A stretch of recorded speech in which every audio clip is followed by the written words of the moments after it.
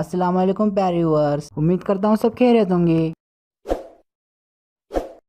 शरीर से पूरी तरह अपंग, व्हीलचेयर पर बैठा है इंसान जिसका शरीर तो पूरी तरह से बेजान था, लेकिन दिमाग एक आम आदमी से कई गुना ज़्यादा ताकतवर था। स्टीवन हॉकिंग जब वो महज 21 साल के थे तब डॉक्टर्स ने पाया कि उनको एक लाइलाज बीमारी है।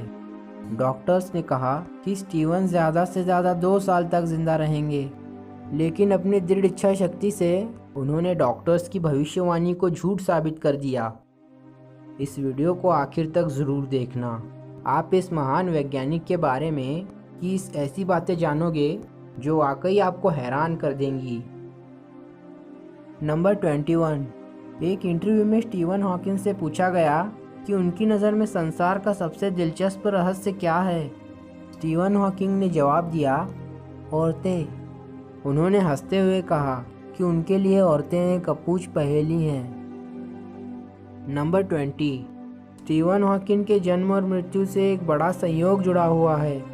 जिस दिन ग्रेट साइंटिस्ट गैलीलियो गैलीली की मृत्यु हुई थी, उससे पूरे 300 साल बाद 8 जनवरी 1942 को स्टीवन हॉकिंग का जन्म हुआ था और दुनिया के सबसे महान साइंटिस्ट एल्बर्ट आइंस्टाइन के बर्थडे वाले दिन स्टीवन की मृत्यु हुई। गजब की बात यह है कि ये तीनों ही अपने समय के सबसे महान साइंटिस्ट रहे। नंबर 19। 2010 में दिए एक इंटरव्यू के दौरान उनसे पूछा गया कि आप अपने बच्चों को क्या सलाह देना चाहेंगे। प्रोफेसर हॉकिंग ने जवाब में कहा, मैं अपने बच्चों को यहाँ 3 अहम सलाहें देना चाहूँगा। पहली, याद रखना, हमेशा ऊपर सितारों की तरफ देखना, नीचे पैरों की तरफ नहीं। दूसरी, काम करना कभी मत छोड़ना, क्योंकि काम तुम्हें ज़िंदगी का अर्थ और उद्देश्य देता है और बिना काम के ज़िंदगी खाली है। तीसरी, अगर किस्मत से कभी तुम्हें तुम्हारा प्यार मिल जाए तो उसे कभी मत छोड़ना। नंबर 18। स्टीवन हॉकिंग एक मीडियोकर स्टूडेंट थे। सन 2010 में उन्होंने कहा था कि वो 8 साल का होने तक पढ़ना भी नहीं सीख पाए थे और ग्रेड स्कूल से लेकर उनके एक्सपर्ट्स जाने तक वो एक लेजी स्टूडेंट थे। I wasn't the best student at all. My handwriting was bad and I could be lazy. Number 17। एक मीडियोकर स्टूडेंट होने के बावजूद स्टीवन को उनके स्कूली दिनों में आइंस्टाइन कहा जाता था, क्योंकि उनको स्पेस टाइम यूनिवर्स के बारे में गजब की अंडरस्टैंडिंग थी। नंबर 16। एक इंटरव्यू जो ब्रिटिश न्यूज़पेपर द गार्डियन में पब्लिश हुआ था।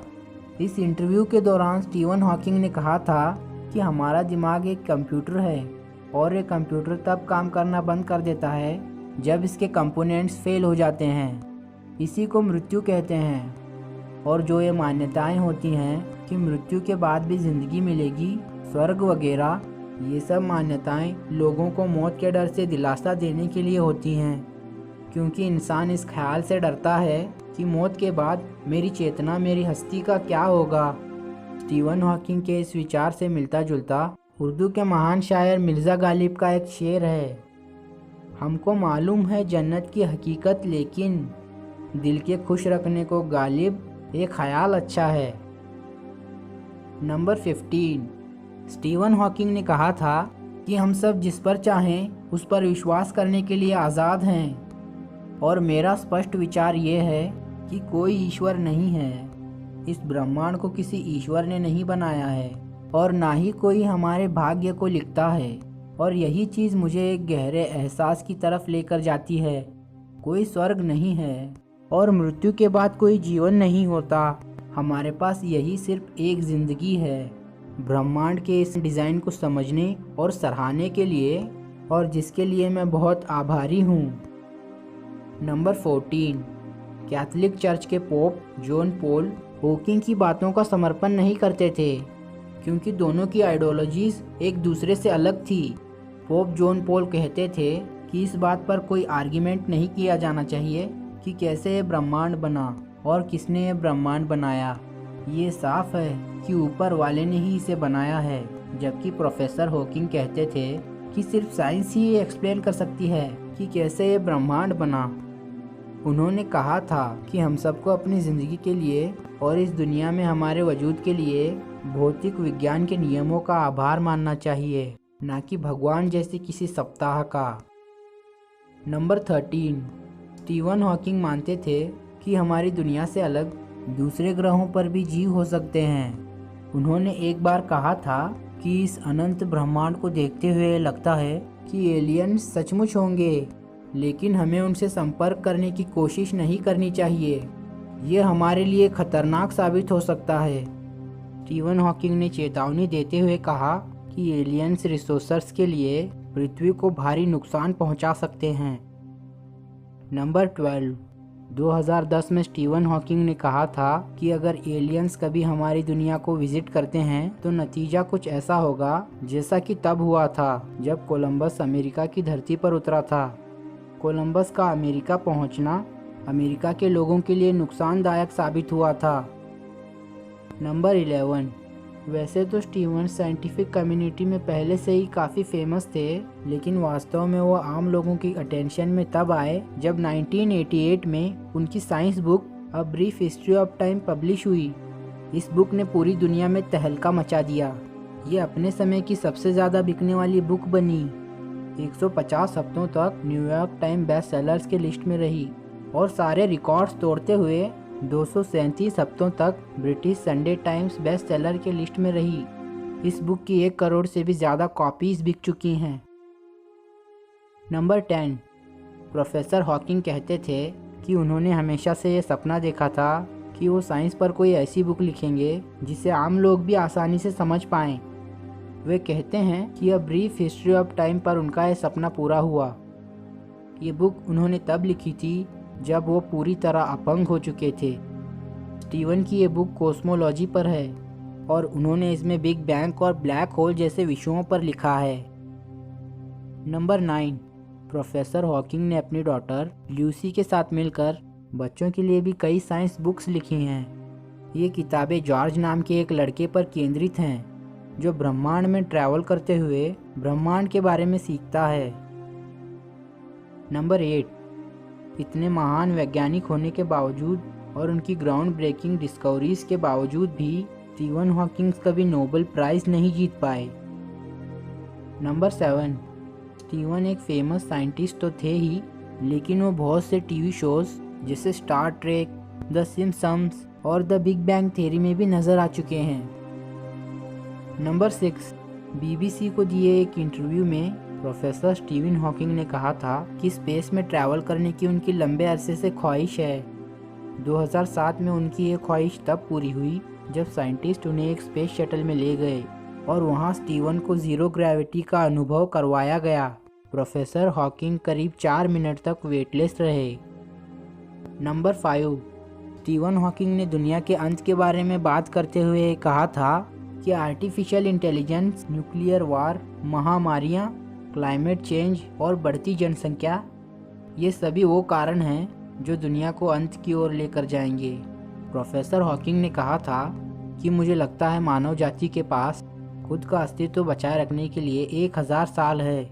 जब तक ये पृथ्वी मनुष्य के रहने के काबिल तक ना बचे, तब तक हमें पृथ्वी के जैसा कोई और ग्रह खोजने की ज़रूरत है।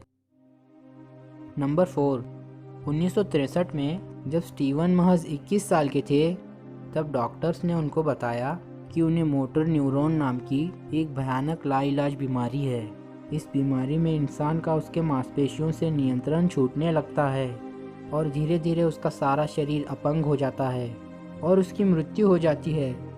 किसी इंसान में इस बीमारी के पता लगने के कुछ महीने या कुछ साल बाद इंसान की मृत्यु हो जाती है।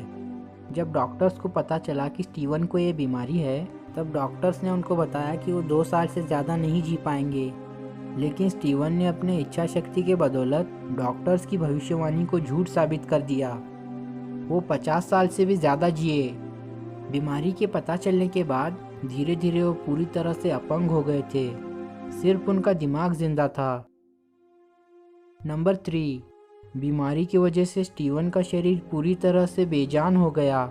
वो ना लिख सकते थे, ना ही बोल सकते थे, लेकिन इसके बावजूद उन्होंने कई किताबें लिखी। ये किताबें उन्होंने अपनी स्पीच सिंथेसाइज़र की मदद से लिखी। ये उनका स्पीच जनरेटिंग डिवाइस था जिसकी वजह से वो अपने गाल के मांसपेशियों के कंपन द्वारा शब्दों को टाइप करते थे। स्टीवन पूरी तरह से अपंग होने के बावजूद भी इस डिवाइस की मदद से लोगों से बात कर पाते थे। नंबर 2, स्टीवन हॉकिंग ब्रिटिश थे, लेकिन जो उनके स्पीच सेंटराइजर में जो कंप्यूटर आवाज़ थी उसका एक्सेंट अमेरिकन था। स्टीवन के स्पीच जनरेटिंग डिवाइस में समय समय पर काफ़ी सुधार होते रहे, लेकिन उन्होंने उस अमेरिकन एक्सेंट्रल वाली कंप्यूटर आवाज़ को कभी बदलने नहीं दिया। स्टीवन उसे अपनी आइडेंटिटी के साथ जोड़ते थे। उन्हें वो आवाज़ बेहद पसंद थी और लोगों के बीच भी वो आवाज़ इतनी फेमस हो चुकी थी कि कोई भी उसे थोड़ा सा सुनकर ये आसानी से बता सकता था कि ये प्रोफेसर स्टीवन हॉकिंग बोल रहे हैं। Hello. My name is Stephen Hawking, physicist, cosmologist, and something of a dreamer. Number 1, जब कोई व्यक्ति स्टीवन हॉकिंग से मिलने जाता था तो सोचता था कि वो एक ऐसे व्यक्ति से मिलने जा रहा है जिसे सिर्फ दिमाग कहा जा सकता है, शरीर नहीं।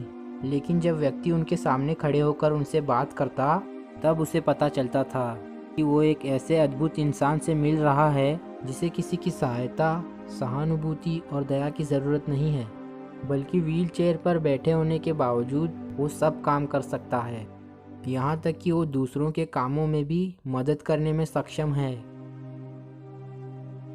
पूरी तरह से विकलांग होने के बावजूद इस महान वैज्ञानिक ने साबित करके दिखाया कि अगर इंसान का खुद पर पूरा विश्वास हो तो वो कुछ भी कर सकता है। उन्होंने एक बार कहा था, पिछले 49 सालों से मैं मरने का अनुमान लगा रहा हूँ। मैं मौत से नहीं डरता, लेकिन मुझे मरने की भी कोई जल्दी नहीं है, क्योंकि मरने से पहले मुझे अपनी ज़िंदगी में बहुत सारे काम करने हैं। तो इस वीडियो के लिए इतना ही। अगर आप सबको वीडियो अच्छी लगी हो तो लाइक और शेयर ज़रूर कर देना, और दोस्तों कमेंट करके बताइएगा कि इस महान वैज्ञानिक के बारे में आपकी क्या राय है। हिस्ट्री और फिलोसफी से जुड़ी और भी अमेजिंग वीडियोस देखने के लिए चैनल को सब्सक्राइब करके घंटी को दबा देना। तो चलिए दोस्तों, मिलते हैं ऐसे ही किसी अमेजिंग वीडियो में।